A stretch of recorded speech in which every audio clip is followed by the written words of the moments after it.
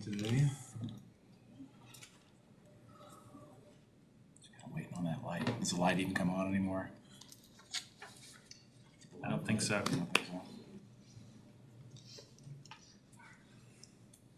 Thanks, sir. All right, welcome everybody to the Thursday, September 5th meeting of the City Council Business and Community Affairs Committee. Today we have one item on the agenda, and that is a report on special events attendance and visitors. I believe that Mr. Olson and Mr. Shim have a presentation for us, so I'm just going to go ahead and turn it over to you guys. Perfect. Love giving this every month. It's a fun report to go over everything that's happened in our city and how many people has come. As you can see, it says July 24, 2024. We didn't make a mistake, but this is actually the month we're covering. We run about 45 days behind on these reports. So we'll go over July today, and anytime you have any questions, feel free to break in. So this first graph you're kind of looking at right here is just basically how many people came into Norman city limits and spent a certain amount of time. I believe that and Sarah can correct me if I'm wrong, there is a minimum amount of time they have to spend in there before the cell phone data kind of picks you up. But that top line is the visitors. So we had about 2.79 million coming into Norman just to either shop or visit family or hang out, or they got stuck on I-35 during a certain period of time. But that is for the whole July. And you kind of see how that crowns at a certain moment. And of course, September and October, that's when we have our majority of our football games. So you always see a kind of a rise in there. Employees, this is people who normally work in Norman that don't live here. So you 2.35 million coming in and out of Norman and hanging out here to come work on a regular basis. We like to cover Norman Forward projects every single time. Big economic driver, great investment in our city, quality of life things. So we like to pick up exactly what's happening at all of our facilities that had Norman Forward funding going into that. The big red spike right there is Reeves Park around there in May. Do we remember what that spike was? Medieval Fair? Right. Yes. Is that Medieval Fair? Perfect. I was making sure I was thinking that right. For some reason, I thought that was in a different month, but it makes sense right between March and May. That would be April. And then you have the other lines. The Young Family Athletic Center did not open until February of 2024. So you see that spiking and going. 24. 24. Don't confuse me more, and I'm already confused, Dan. And then as you go into a summer, that's usually a lull time in our tournament. So we had a little bit of dip right there towards the end. And Westwood Family Aquatic Center, of course, is only open during the summer, so that's where you see that spike. Was there any tournaments at YFAC in July? I noticed it came back up a little bit. I was kind of curious if there was a reason for that. Yeah, we'll hit those here in a second. Westwood Family Aquatic Center, these are our big celebrations we had over the summer. As you can see over the last 12 months, once again, that's calendar year, not fiscal year, so that doesn't necessarily represent if you go look in your yellow books. But over the last 12 months, we did have a little bit of spike. Of course, that's coming out of COVID, but over the last 12 months, we had about 112,000 people going through Westwood's doors, and you see those little spikes right there. This was when we had special events. One of our bigger ones is July 4th. The hotter it gets, the more people we have come out to the pool. And then you have that other spike around, look like about July 12th. Our adult theme parties that we have out there does add additional people visiting the pool. And I know this is kind of related but unrelated. How did we do on memberships at Westwood this year? I believe that we're in the 7,000 range. Comparable to last year. Yeah, it's pretty comparable. We left it out open a little bit longer last year. We had a kind of a miscommunication in our own office when the close off, or we didn't provide the public with proper time. We cut it off, then we opened it up for another week. So we had an extra 1,000 people that signed up last year, and that's not normal. We try to control that on different purposes. One, to keep the attendance down, and to drive up our costs for daily admissions too. That makes sense. Thank you. Councilmember Grant. I was going to ask, with the adult night throwback parties, what's the trend there? Like, are they pretty popular, and do you see people coming from other communities? Like, does Moore have this type of program too, or? Yeah, more does do the same thing. They started doing it after we did. So it's a 21 and up party. We do work with the golf course. We allow beer sales, easy for me to say, and wine inside the park at those times. Uh, we do have good crowds. There's usually between the 2 hours that we stay extended open, there's about 600 to 700 people that come through the gate there. It's free if you're, or there's no additional cost, I should say. If you're already a member, it's $5 if you don't have a membership. $5 is cheaper than what the normal rate is. Exactly. So like for those paying $5 is about like 50-50, like 50% people are already pass holders. I can write that down and, can I borrow your pen, Michael? Council member, I'll write that down and get that to you next month. Appreciate that. No, the more that we do these, the more I'm thinking of new questions, a new way to ask about the data. So I think it's a great thing Yeah, to look into. Be cool to And it'd know just for- be memberships for our special events is kind of what you're looking at, memberships Yeah. versus visitors. general admission. Yeah, because if somebody has like a pass, but they're like, hey, somebody in Noble, somebody in wherever, like come hang out with us this night, that's driving up extra revenue that you wouldn't have otherwise. And we do pick up that data, just never didn't look through that, so that would be picked up through our rec software we have out there. And we also can hopefully dive into our placer, my bad, information and figure out exactly how many people are coming from outside of Norman zip codes.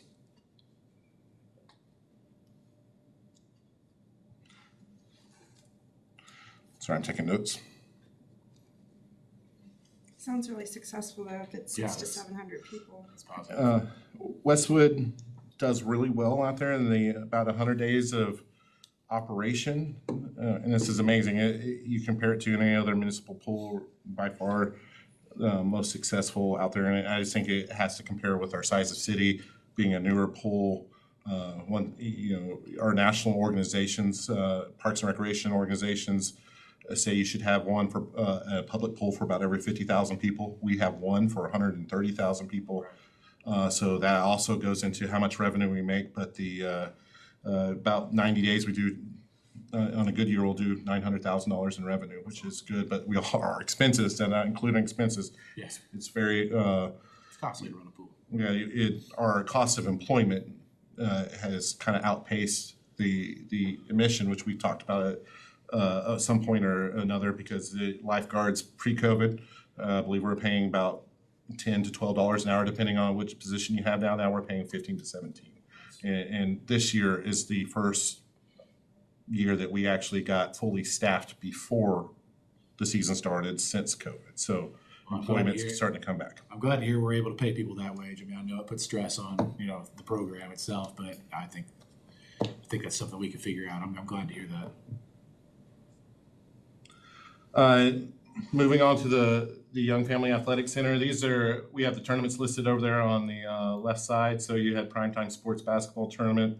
We also have the Norman North Palm Training Camp, Fadeaway Hoops Tournament, which is that local tournament we always talk about. They usually do one about every month. They're very successful.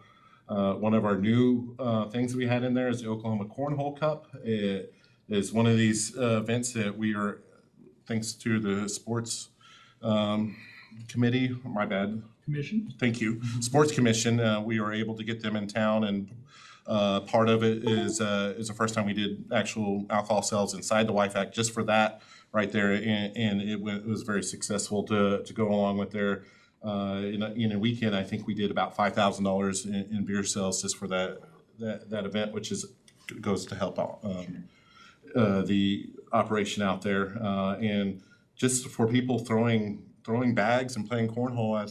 I believe we had Trent, you remember about 1,000 people that rolled through on that? Showed up, yep. And they were staying in hotels, and they're looking forward to do the state championship, hopefully out here next year. Okay, I was going to say, is that something that will come back potentially Yeah. next year? Yeah, and in the if you're watching, like I turned on ESPN News the other night, and they had Papa Shot events on there, and they call it the Ocho, and I was just like, these are the type of things that show up on ESPN late at night in cornhole tournaments. So it has a following out there, and it's legit. And Oklahoma has their own organizations that feed into professional pipelines, and Yeah. it's pretty cool. Yeah, any event that's not already spoken for, kind of at the larger scale, I say we attack and we try to figure out how to bring them to Norman. Oh, heck yeah. And then Lindy Waters, which played for the Thunder, recently got traded to Golden State. He had a tournament out there. He's actually a Norman kid. And what's cool, he runs Native American only tournaments. And they had one of those tournaments out at our place, and they usually are everywhere around the state, and we're lucky enough to get one of his bigger tournaments. Still amazing to me. You kind of look at there and just through the last 12 months, we had a little bit over 300,000 people walking through the doors at the Wi-Fi. Getting a little out of my realm, but I love to talk about shopping districts and a little hard to see. So that top line right there is the UMP. That kind of hovers around that 100,000 mark, and then you get down there and it looks like that green line is out there at Campus Corner, and then like I said, hard for me to see. Kind of ended up a little bit blurry when I took it out of off the website, but you got your visits going anywhere from Sooner Mall, which is 166,000, to UMP, and this is annual, correct? Or is this monthly? Monthly. So about 166,000 for the month of July that went through Sooner Mall, to almost 1 million out at the UMP. Downtown Norman had 218, it looks like. Historic Campus Corner, about 175,000. And it just kind of distributing everywhere, and you just kind of see where people are going to shop or spend time to have a meal or hang out with family. To pass on, and hopefully it doesn't look too weird because I downloaded some of your stuff off of what you sent and thrown it in here, Dan. Yeah, thanks, Jason. I appreciate it. So, looking at this data, Jason and Sarah's data comes from the Placer AI platform or software. This is from Zardico, and so it's great. We can look at it. Zardico is geared more for tourism, but same type of deal. It's gathering geolocation from cell phones. It's gathering, we get credit card data as well from the 4 major credit card companies. Our hotel data comes from not self-reported, which is great, but the actual credit card swiped hotel data. And so it's good to kind of compare these and look at them. But this one, we've had it since July, so we've gotten all our regions put in there. And so you see the POIs there, which if you're ever interested, holler at me and I can dig in and we can really get granular on the data. But you see where are visitors coming. And I'm not sure on Placer, Sarah, but on Zardico, a visitor is 50 miles outside of Norman. So they don't kind of count the day tripper visitors or the OKC. And it's also, you have to be here for at least 2 hours. So it's not counting, it's looking at quality visitors. So if you stopped for gas off of I-35 and kept going, or ran through McDonald's or something, it's not counting that. So really for our purposes, it's looking at those quality visitors. And POIs by category, retail up there is close to 30%. You've got food and dining, which is at 20%. Accommodations are, I think, 16% on there. Then education, outdoor recreation, sports, and others go down. For us, as we're looking at, it takes a little while to collect all of the data. This is the calm before the storm. We're looking back at July. Right. So slower month for us for visitors, but you get a spend by category there. 47% or so is on food. You get a good chunk, 20% on retail, and then you see average visitor spend there as well, 313 on accommodations. You get, and I can't pull those up, but 94, 68, or 88, I think, on retail and food. But what's really cool here is those KPIs down below. Visitor impact on restaurants. 18% of the total spend at restaurants in July was from visitors. And those are those visitors, and it's probably low because we're not counting people that stopped along I-35 and then kept going, right? It had to be 2 hours or more. And then average spend of $63 at restaurants. For retail, it's even higher. 23% of the retail spend is from visitors, and 94 average visitor spend. So So that's outside of 50 miles even, so we're not outside even of 50 talking, miles. like, You're not talking OKC or Ardmore and, like right. legit visibility. And I'm, I asked, can I change that? Because Norman's so close to Oklahoma City, but Right. those aren't. But it's unfortunately, that's the trend they use, kind of the benchmark they use across the country and across their platform. So that's not customizable for me. I can do some. They're called visualizations. And so I get 6 of those a year. So really then that'll pinpoint, okay, if someone came to Memorial Stadium, Right. it's gonna give me heat maps of where they're going and what they're doing. So we'll look at that for several events, Music Fest, Medieval Fair, a football game. So I'll be showing you those as we get into it too. But Jason, you wanna go to the next one? I still think 23% is impressive. I mean, that's just Yeah, absolutely. So, including the visitor percentage of total devices, percentage of local visitor spend, and the average visitor spend, 28% of devices, I think they show as visitors, 17.8% total spend. So looking at all categories, 17.8%, average visitor spend of $117 here. And then by region, you see where our visitors are going. University North Park, I-35 corridor is kind of south of University North Park there, that Ed Noble Parkway type area. Campus is a big draw for us. South Central Norman, Northeast Norman, so you see it go down there. And we had to kind of draw the map here and make up some of these regions. So some of these aren't what we classify downtown, and others, of course. But you see Campus Corner downtown, a little bit slower in July. As I said, calm before the storm. I expect all of that to pick up. So before you go on, Councilmember Holman. yeah, The accommodations part, if you were about to get to that, I'm not sure, but I noticed on like University North Park and I-35, that's where most of our hotels are, and so the bar is higher for accommodations, but then on campus it's 16.8% visitors and 0.2% on the accommodation right. because there's nowhere to stay. There's no downtown. You have Montford Inn, some Airbnbs. So this counts all those short-term vacation rentals as well. So that's where that 0.2 is our And then now it's Montford not Inn. a real big hotel as far as the number of rooms. And so Right. It's the only central Norman. Well, and it Accommodation. captures students as resident. Once they're here and their devices, it's where it sleeps. So even though it may be a Dallas zip or area code, it's those students. So I think the visitors to Campus Corner, even though the noun is there, and this is in July too, not annually. So expect that to go up in September and when our football games happen. Councilmember Grant. I know in July we have like a small business sidewalk sale. I was just curious if that sees a bump, or if it's just kind of.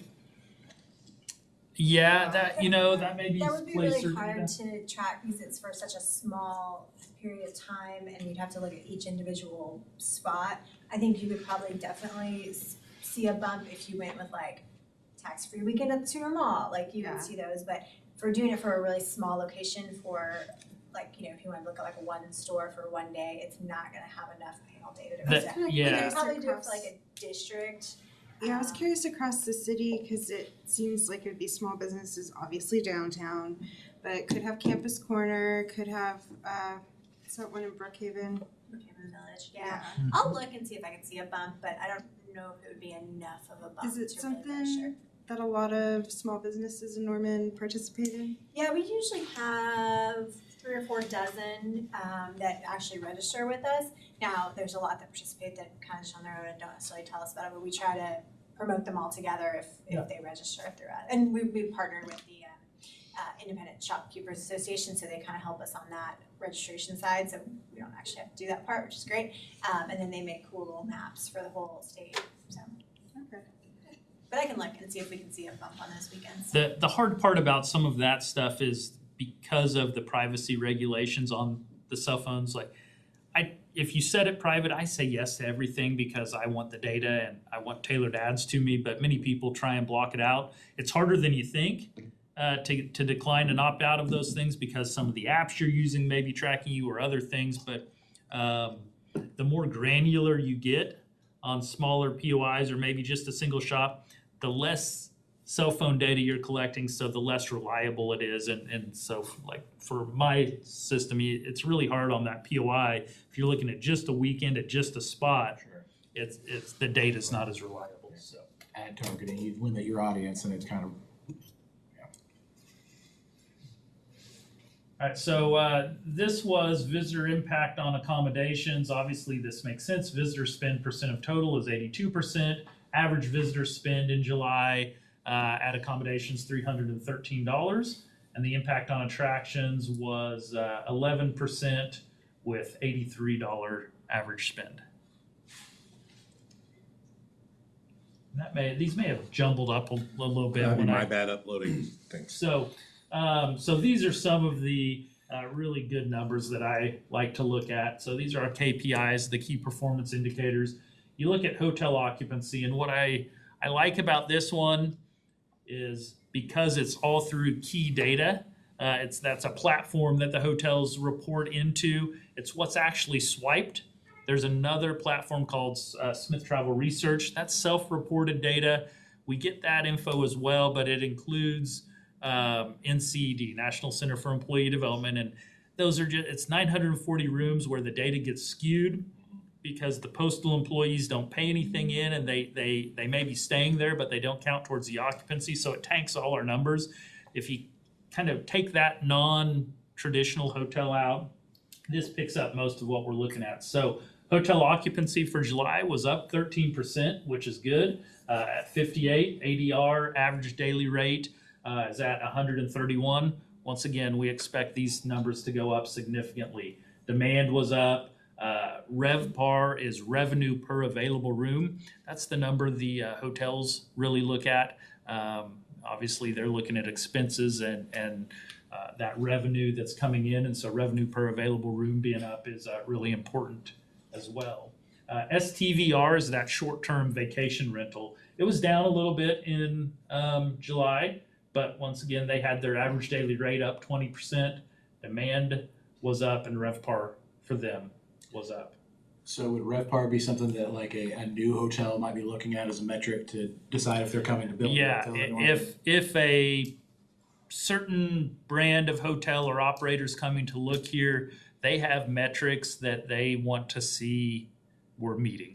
And so it may be if they want a RevPAR of $75 or they have to have a RevPAR of $100. It just depends on what level of hotel you're looking at what you may get a Ritz-Carlton that's like, I don't know what the number is, but they may be $300 a night RevPAR. So it's all depends on what type it is, but that's certainly a key indicator for them. And then you can see their occupancy by day of the week. You see we're a little soft on Sundays and Mondays.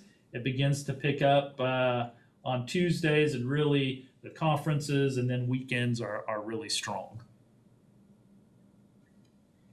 You see below occupancy trends by month. We go down a little bit in January and then certainly start to trend up. And we're at the time of year now where we will begin to trend up again as well. And then you see our RevPAR makes sense. The weekends are our highest for us. That's where our highest demand is. So unless there are questions, Jason?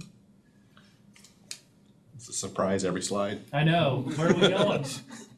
So this top one, how does current demand compare to last year's demand at this time?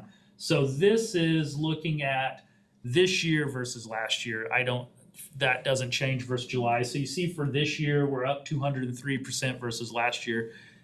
Keep in mind, we haven't hit the real busy part of the year yet. ADR is up 160%. Length of stay is up as well. These next two are my favorite ones to look at because theoretically, when we went on the benchmarking visits to SEC communities, we heard that those fans came earlier, stayed longer, paid more, spent more. So I don't have credit card data yet. We haven't had an SEC game, but what this does show, the navy blue line on there is the last 12 months. And so you can see here, these dates are hard to read, but these little spikes here, football, parents weekend here and graduation here. That's all what did happen. The pink line there, or lavender, that's what's actually been swiped by credit cards at our hotels for the next 6 months. And so you see there, the first one's average stay value. That kind of looks at length of stay and average daily rate. How valuable are those stays? So that's up significantly. You look at average daily rate, which that's what, you pay a guest tax on the rate of hotel. So when that goes up, that helps sports commission, that helps arts, that helps parks. We're getting more. And so really cool to see those football spikes that we were seeing were great. The graduation spike last year was great. Man, it's going way up for the future. And we anticipate that happening. They travel for softball and baseball and other things too, but we'll get to see that as that moves forward.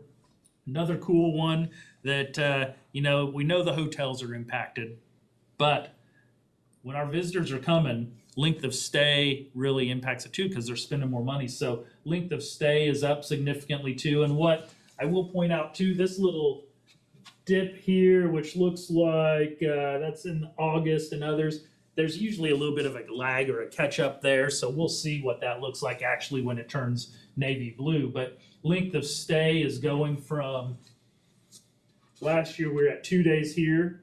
We're going up to almost 3 days, and this is jumping up to 3.5 days for our trends. So the longer they're here, the more money they're spending. Well, That OPM. just anecdotally, I know that football tickets on the secondary market are, 5-6x what their face value is. And that wasn't happening last Right. year at all. And so just they're spending more money to get here, which I hope translates to spending more money when they're actually here. It's just the effort Absolutely. it takes to actually get here at this point. So that's all really encouraging. Yeah. Jason, is that it? I think Is that's that it. all mine? Awesome. I mean, I don't have any questions necessarily. I mean, I love all the trends that we're seeing. Hope that they continue. Really curious to see what it looks like in the next month's report because that should have. No, that might happen. Next month will be August. We'll have one game. So, yeah. It is a possibility if Sarah can pull the data, Yeah. but we'll be able to get some of those football games around the beginning of September as well, if we want to, or if we want to just throw that in at later time, we can do that as well. I think the sooner the better, just so we can start making some decisions, really knowing what the impact is gonna be and, I've heard thoughts of the honeymoon phase, like this is only a temporary increase in all this stuff. I don't know that I necessarily buy that, but I'd really like to see what the data says. When I think your first real test is that Tennessee I agree. weekend to see what transpires out of those people coming to town. Councilmember Grant. I was just curious, are hotels looking at Norman? Has anyone asked for this data? Yes, I have shared this data frequently. The developers and investors are aware that we've moved to the SEC and have reached out. And I'm sure there are many that aren't reaching out that are looking at what we're doing here as well. Councilmember Holman.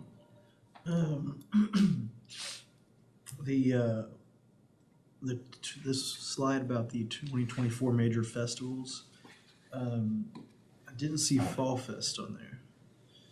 And I wonder if you're gonna be tracking that Yeah. this year. Yeah, I will. I didn't go back and look at it for last year yet, but I will, when we get to that month, I'll do that month and do a comparison to last month. Yeah, it was, when I went last year, it was wall to wall, kids and families running around. So I'd be interested definitely to see how that's, forget what year they're in, 4th, 5th, maybe longer than that. I don't have the numbers pulled up, but I know when we looked at Fall Fest with different software that we also look at, I was surprised there are quite a few of the surrounding rural zip codes that are in Yeah. here. That's a tricky one, as Sarah and I have talked about, because you are relying on cell phones to get like number of people data and what's going on there, and that is one parent to maybe sometimes 2 to 4 kids. The kids at that age that are trick-or-treating don't have cell phones, so the numbers are probably underrepresented with our software there. I mean, in theory, the algorithm should perhaps bring a little bit of that in based on the census blockers that they're coming from, but it might be a little bit less accurate. Yeah, it'd be good to see the base of, yeah, how many parents are coming, yeah. Yeah. How many parents we think are coming, and, yeah, if we think it's 1 or 2 kids, or whatever the average is, but, I know that event has grown over the last few years too. And then, Jason, the adult softball, so everything's running smoothly there currently? Are they doing tournaments or anything like that? So adult softball is up and running with a new operator, in conjunction with Optimus, because Optimus has had that contract. And from what the Optimus has been reporting back to us, or backed up to those numbers they were at this time last year. Okay, and, so let's see. And I did see there was the NOC softball tournament, is that, was that youth league or was that adult? I can't probably But you're didn't not- hop too deep into it, what that one was. So that could be adult. Just wondering there to see,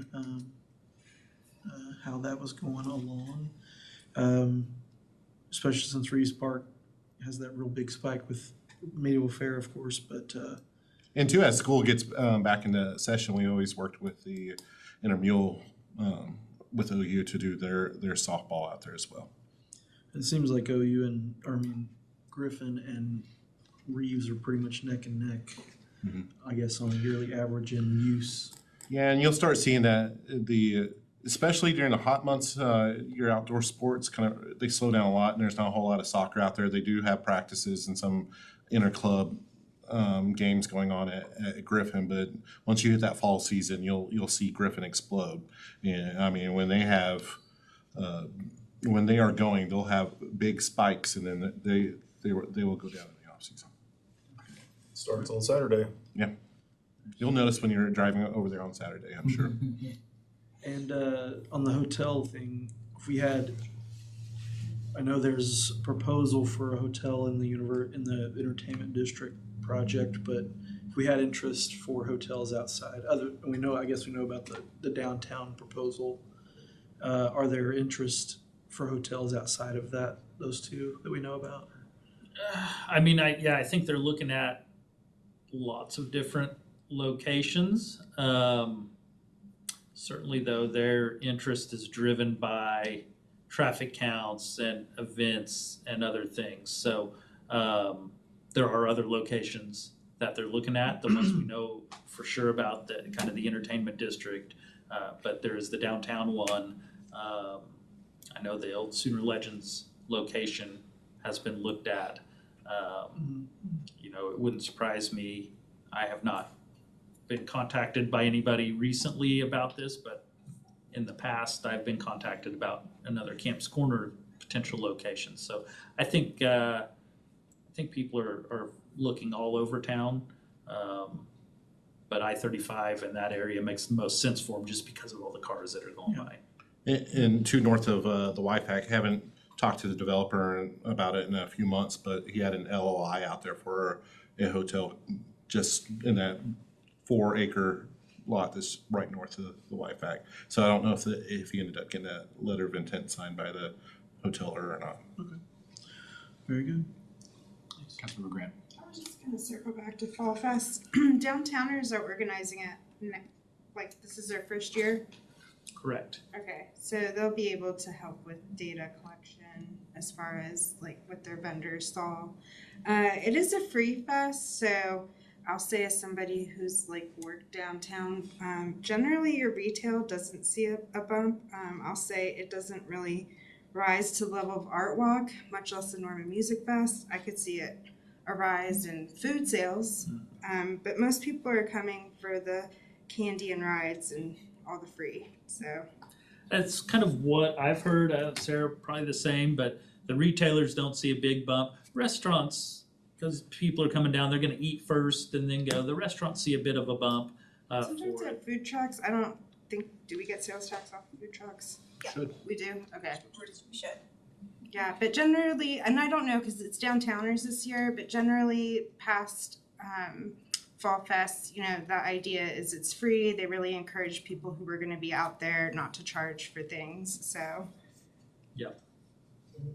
I don't think we have done food trucks since we picked it back up. Visit Norman started it back up after COVID. Was it 22, I think? So 22, 23, we didn't really, there maybe was one food truck, but we tried to stay away from that to not compete with our local restaurants.